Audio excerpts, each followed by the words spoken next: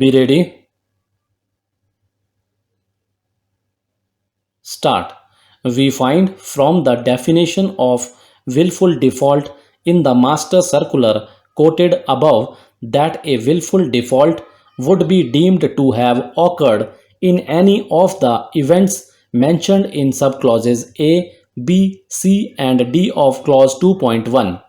These subclauses use the word lender, and for this reason, the Calcutta High Court has taken a view in the impugned judgment that the master circular applies only to a lender borrower relationship and thus only a willful default by a borrower to the bank which has lent funds by way of loans and advances would be covered under the master circular, and a party who has not borrowed any money from a bank and has availed the facility of derivative transaction from a bank and has defaulted in meeting its payment obligation to the bank under the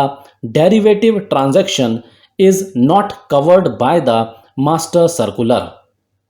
The Calcutta High Court, therefore, has gone by a literal interpretation of the word lender in subclauses A, B, C, and D in the definition of willful default in clause 2.1 of the Master Circular. This approach of the Calcutta High Court in interpreting the Master Circular, in our considered opinion, is not correct because it is a settled principle of interpretation that the words in a statute or a document are to be interpreted in the context or subject matter in which the words are used and not according to its literal meaning.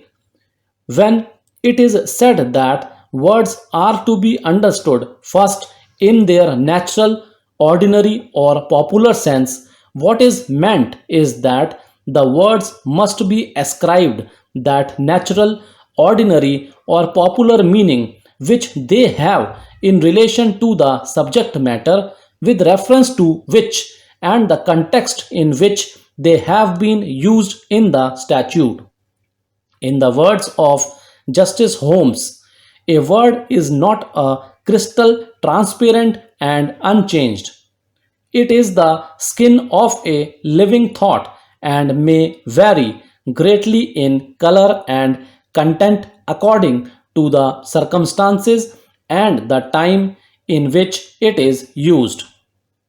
Shorn of the context, the words by themselves are slippery customers.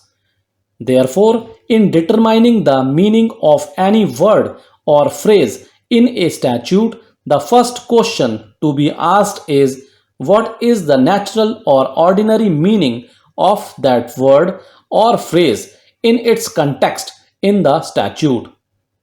It is only when that meaning leads to some result which cannot reasonably be supposed to have been the intention of the legislature that it is proper to look for some other possible meaning of the word or phrase.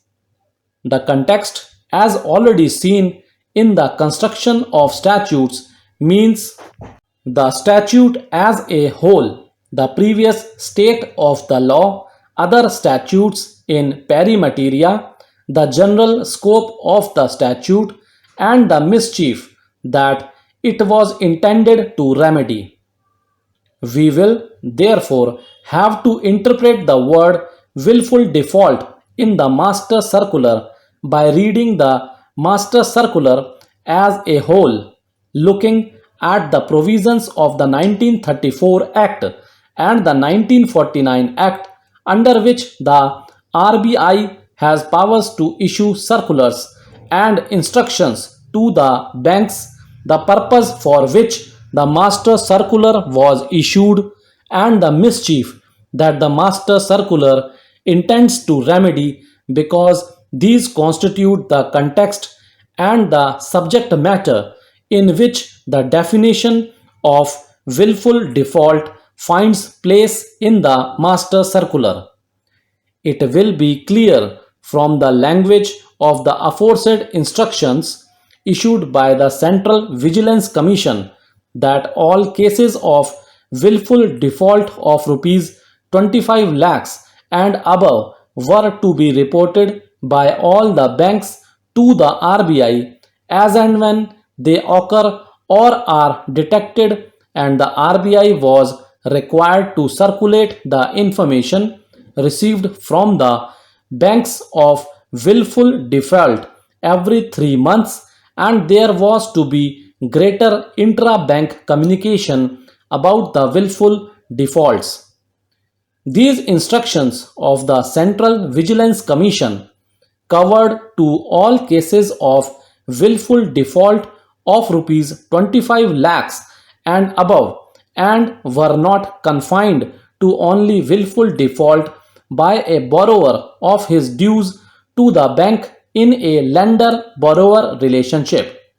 Thus, it will be clear from the aforesaid instructions of the Central Vigilance Commission that all cases of willful defaults of rupees 25 lakhs and above were to be reported by the banks to the RBI, and not just cases of defaults by borrowers of loans or advances from banks. And the mischief that was sought to be remedied was that banks are not exploited by parties who have the capacity to pay their dues to the banks but who willfully avoid paying their dues to the banks. It will be clear from the language of subpara 2 of para 2 of the scheme. Thank you.